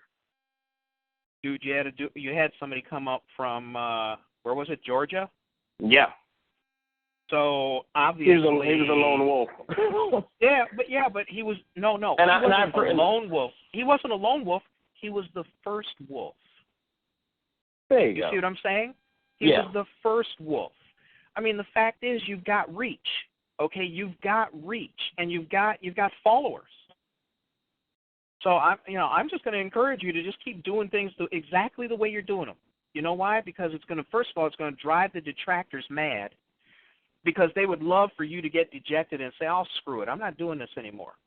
Oh yeah, well, no. I'm gonna keep it going. That's not about to happen. That's not about to happen. So, it sounds like you're doing just fine. Now, I mean, let's talk about your 5-year plan. And let's jump ahead 5 years. And let's not talk about, oh, this got bigger or that got bigger. Let's talk about where you think you might want to try a new venture. Where do you think you're going to where do you think you're going to look next in terms of your creativity? Okay. Well, I'll have new comics and new graphic novels, obviously, by then. Well, sure, new content, yeah. Yeah, I'll definitely be making new graphic novels, all that jazz. The other thing is I'm going back into game development slowly but surely. I'm not going to push myself. I'm already doing, again, 4 graphic novels, a music fest, running a convention, make sure my staff do what they have to do, 20-plus staff members. You're up to 20 people who are helping you out do these things.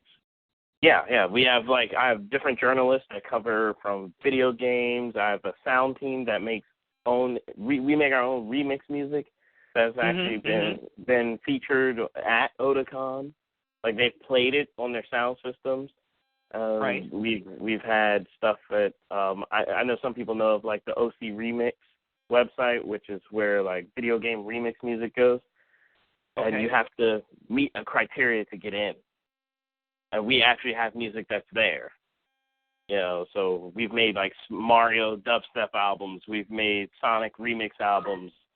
Marvel vs. Capcom albums. We've done all kinds of different stuff. We have novels, so we'll have more novels coming out. We're all over the place. We not only do we cover geek culture, but we also create for geek culture. You're definitely steeped in it.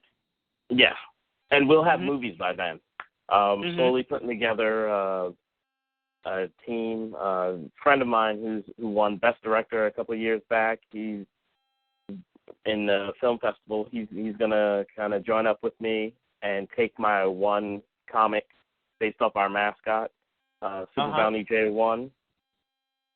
We're gonna do a live action film, a short live action film with the character. Very cool. Do you have production people already? Are you going to get homegrowns? How do you go? I mean, and I know it's early, but I mean, you're obviously thinking about this being a local production, correct? And filmed locally? As local as it can be. I will be stepping outside of the box. Right now, there's part of the camera crew is actually going to be this group Cam TV. They're actually the people who are still filming the J1 Studios documentary. They're going to actually jump in and help with the production of the Super Bounty J1 live action movie once the documentary is finished. And this documentary, what's the subject of the documentary? Pretty much an extensive version of this interview. Okay, how I did it? Yeah, sort of, yeah. Okay, all right. Hey, nothing wrong with that. It's covering. They were interested. I actually met the head of Cam TV at Otakon a couple years back, and we hit it off. And we were just talking back and forth. And I don't remember where it came from, but the idea of the documentary came up, and it was yeah, let's sure, this would be wow, yes, So it follows. You'll meet some of the staff. It'll follow me around, meeting people and talking to people on the street and people I know. And we'll go into how J1 Studios came about, then into how J1 Con worked and the struggles to get it to happen, and whether or not it did what I wanted it to do. Mm-hmm. And then our trip down to Otakon, having a table selling our comics and novels and music. That's very cool. I mean, when they get done producing that and it's available, definitely let people know where they can pick up a copy, because I mean, you know, when you think about the entomology of an entrepreneurial venture like what you put together, people are always interested in the nuts and bolts of how it got done.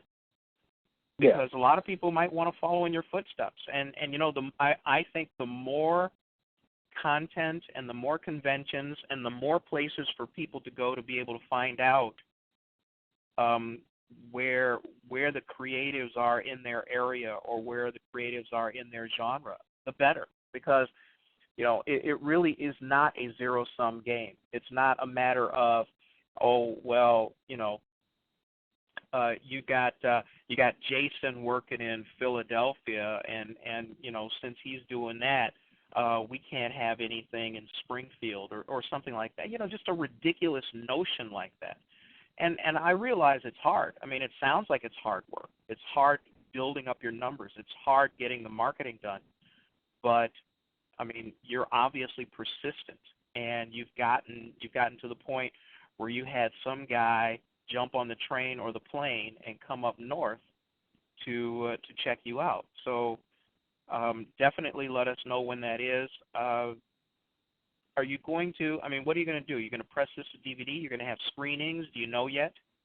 I'm not sure yet. We've talked about trying to put the movie out on Netflix. We're thinking about putting it to maybe pressing it to DVD, having a couple screener events where people could come out and see it at a theater and just kind of hang out. Or have it at one of the conventions, like at the end of the convention, like the last, like, you know, hour or two, just be the documentary. Right. People could just sit there and see where, you know, where this all came from. And how did you find these people you're working with? Are these people who had an affinity for the creative side, or are these business people that you met who said, "Oh, this sounds like a good idea. I want to get on the team and do that"? Where did you pick up these 20 people, these 20 talented people who are working with you and for you? The best way I can describe it is I went on my Jesus walk, and I literally was like hearing about different people, and I would meet them whether on the street or through somebody else, and I saw that they were doing something cool and something geeky, whether it was they wanted to do their own comic or they were making, you know, music, like making beats using, you know, sounds from anime or video games. And I was like, I just kind of gathered them all and gave them this weird, crazy man talk where I said, if you trust me, if you pledge your allegiance to me, and just let me do what I need to do with your talent, and just, if I tell you to turn left, trust me and turn left, and we'll see this happen. I get it now. So you've got, Jason has a cult in Philly. Okay, so if I come up there and there's a whole bunch of your MFers running around in purple tennis shoes, I'm going to know exactly what happened, man. Yeah. but hear me out. I'll give you a perfect example of like the convention, the anime convention. It all started with this young lady named Marion Beal who had anime get-together in the back of the FYE. You know FYE, right? Like the electronics store, popular. Oh, I have not seen them here in Chicago, but I understand what you mean. It's like you know, they sell electronics, like, you know, TVs, radios, that sort of thing, you know. And like video games, like yeah. Like a Best Buy, I guess, would be the closest analog here in Chicago. I know as you move over west, they go under different names. I mean, they used to be like Sam Goody, Suncoast, all those different things. Right, But, right. And way in the back, maybe 15 people, they had their thing. And some of my guys used to go to it and be like, yo, it's kind of fun, man. You know, you should really think about kind of, you know, doing something with this, man. And I said, all right, let me talk to her. We talked. I told her the same things, like, just trust me, give it to me, I'll flip it. And I was just like, just trust me when I say do this or do that. And after that, we went from 15 people. First one was like 35 people. Then after that, it was 70 people. Then after that, it was 150 people. Then after that, it was like 200 people. And it just continued to grow and grow and grow. And now she's left and went off to do her own thing upstate.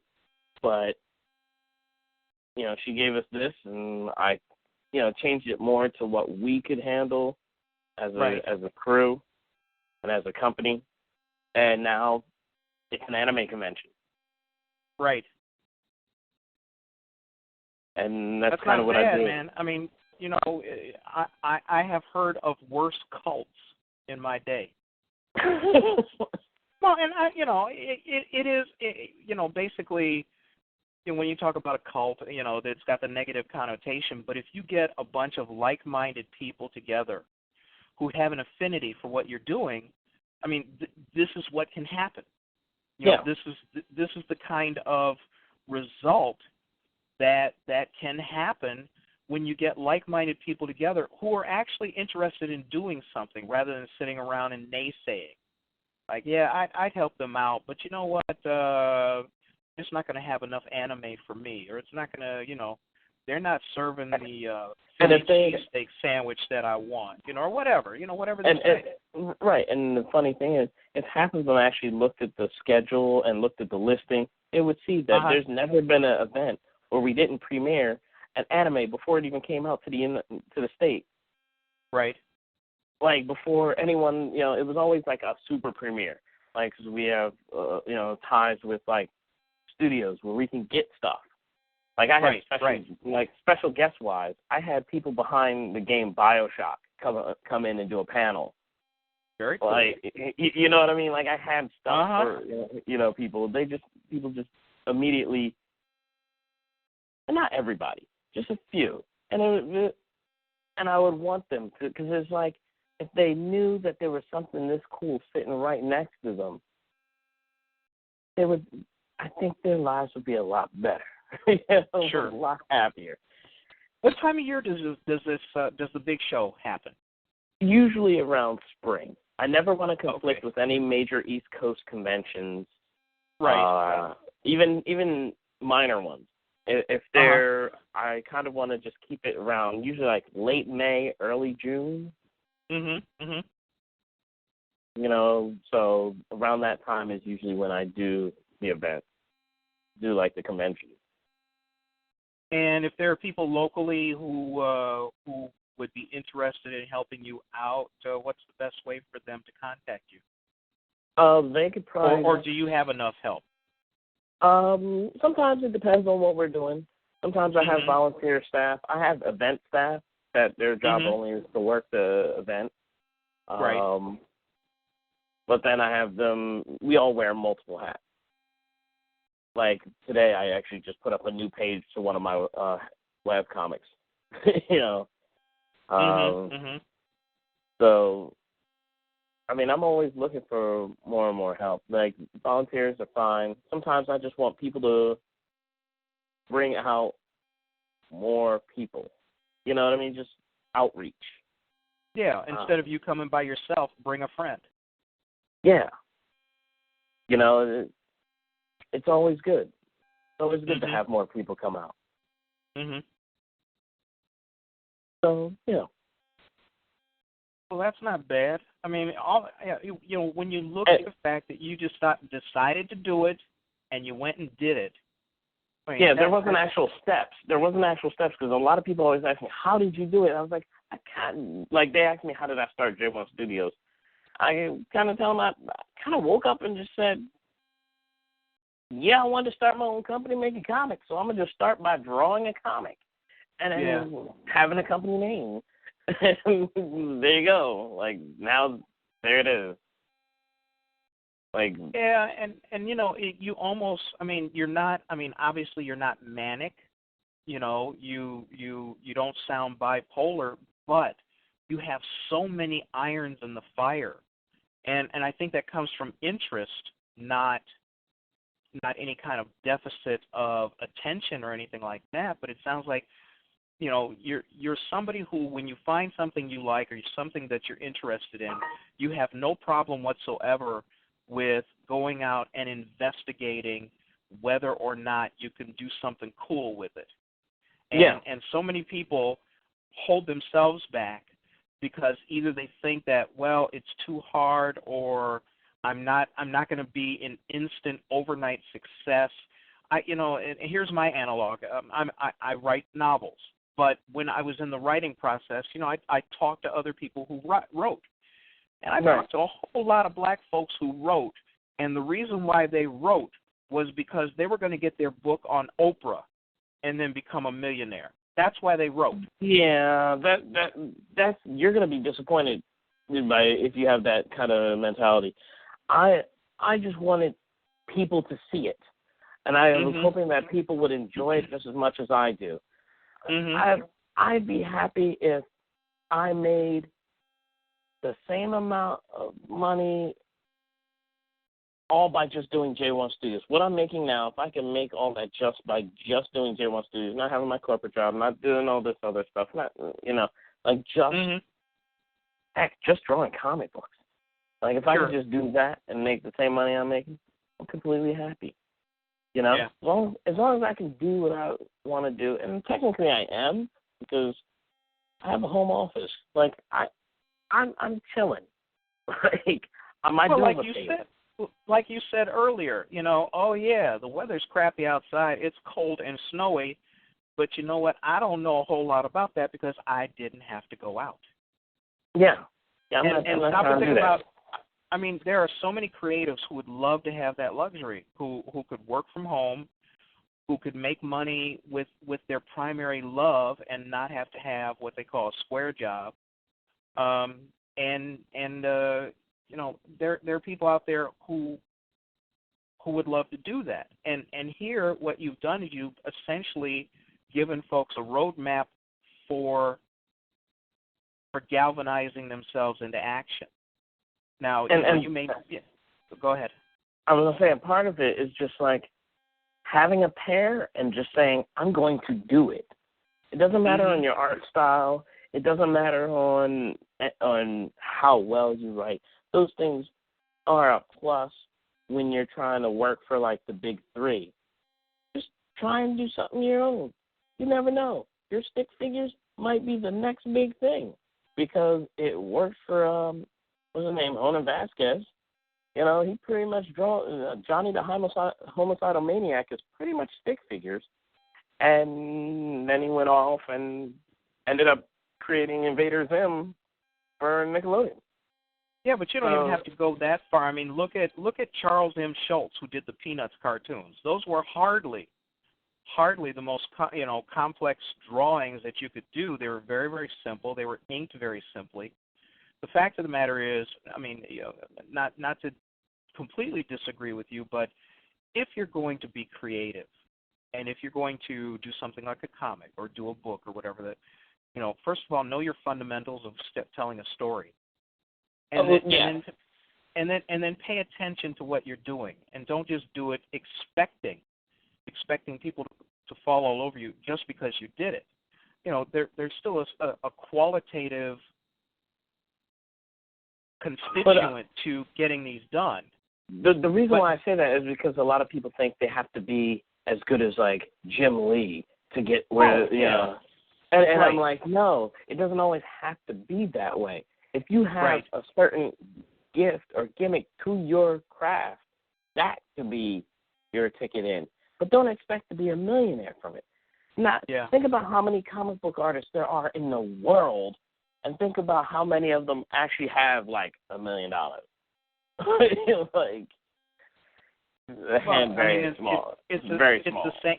Yeah, it's the same thing about almost any creative field. I mean, they say like 1 or 1.5% of the people who work in Hollywood are employed full time making movies. You know, so everybody else has another job in order to pay their bills until you know whatever happens. We're down to about the last 5 minutes of the show.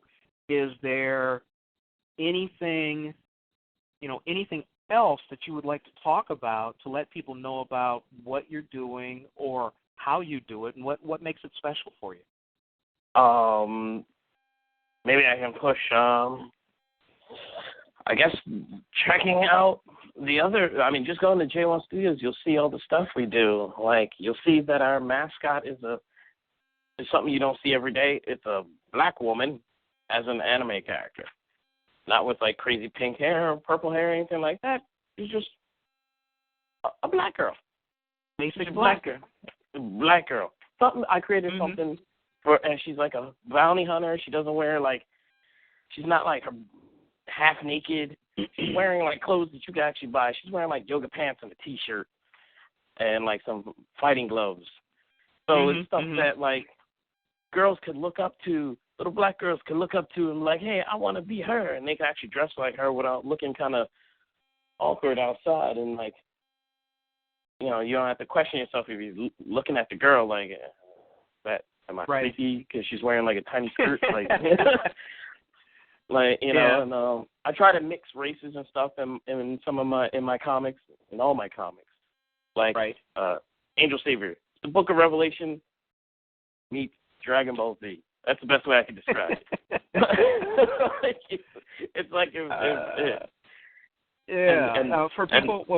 for people who are interested in looking at your art, you know, not just the ones in the chat room, but for people who are going to listen to this as a podcast later, you can check out the art at www.j1studios, all one word, J1, and it's the number 1, j1studios.com. And then to check out where he does his radio work. And how does it feel being on the other end of the mic tonight? Oh, it's new. It's refreshing. I forgot what it feels like. Okay, well, I guess that's okay. At least I didn't offend you or anything. No. That other website is no www, but just Black Tribbles, like Star Trek Tribbles. You can just do Black Tribbles. Yeah, Black TRIBBLES .podomatic PODOMATIC.com. I was gonna say you could take out the Podomatic and just do blacktribbles.com because no matter what, it all redirects you. Oh, good. Okay, yeah. Blacktribbles.com. That's a lot easier. So for those of you listening to this as a podcast, you get to you can check out the things that all things Jason that are online and at those two websites. We got about 2 minutes left. What else you got? Anything else you want to talk about? Otherwise, I do have a question for you. When you get to the point where your convention is bringing in, 15,000, 20,000 people, and somebody comes up to you and says, I'd like to give you a boatload of money to take this off your hands, what do you think is going to happen at that point, Jason? I don't know. I might actually be stubborn enough to hold on to it because one of my card games that I made was featured at Wizard World in Philly. Oh, yeah. And the VP of Upper Deck, I guess it was sales of Upper Deck, they own Yu-Gi-Oh! And they wanted to buy my card game from me. So if the people that own one of the top-selling card games in the world wants to buy my card game, it must be worth something. So I turned them down because I want to perfect that card game and put it out myself, so I get 100% of that profit. That sounds like a true entrepreneur. And Dude, I don't mean that in a bad way. I mean that in a good way. I mean, obviously, everybody would like to hang on to their own stuff and be able to produce it the way that they want to produce it. But not everybody has the wherewithal, and I don't mean money, but the smarts, the business savvy, all of that to do it. So, I mean, the fact that you have the luxury of being able to sit back and say, no, thank you, I'm going to do this on my own, I think is a pretty good testament to what you get done. We've run out of time, Jason. I want to thank you for being here. I want to thank you, man, for making this easy for me. No problem. Hold on after the recording is over. I got a couple questions on my own to ask you. And this is Happy New Year to everybody. And please, everybody remind your friends, if they have any interest at all in this kind of show, it starts at 9 p.m. Eastern Time. Follow it around the clock. It's the same time, it occurs at the same time around the clock. All these shows are podcast almost immediately. They're available for download or for listening very shortly after the show is over. And, this is, just to remind you, this is the Genesis Science Fiction Radio Show, and it is a service of the BlackScienceFictionSociety.com website. Check it all out all the time. Send your friends. I'm going to turn it over to our peerless leader right now, and he's going to bring it on home for us. What do you got for us, Jarvis? As always, I just want to give one blanket thanks for everybody supporting the show and tuning in and hosting and being hosted. And I really want to get with Jason sometime in the near future and pick your brain on some of those other things that you do, because honestly, I had no idea that you do all of that and have that much experience in various genres with game making and things of that nature. I was really like, okay, I had no idea that you were doing that. I was like, man, I know he does animation and graphic design, but I'm glad we got to know you better tonight. All right. All right, and with that, I'm going to shut it on down and shut the recording down. But if you would hold on, we'll have some parting words. Yeah, and thank you, everybody, for listening. Thank you, everybody, for tuning in. And those of you who catch this as a podcast, thank you again for supporting this radio show. So on behalf of everybody here at BSFS, I want to wish everybody a good day. Happy New Year.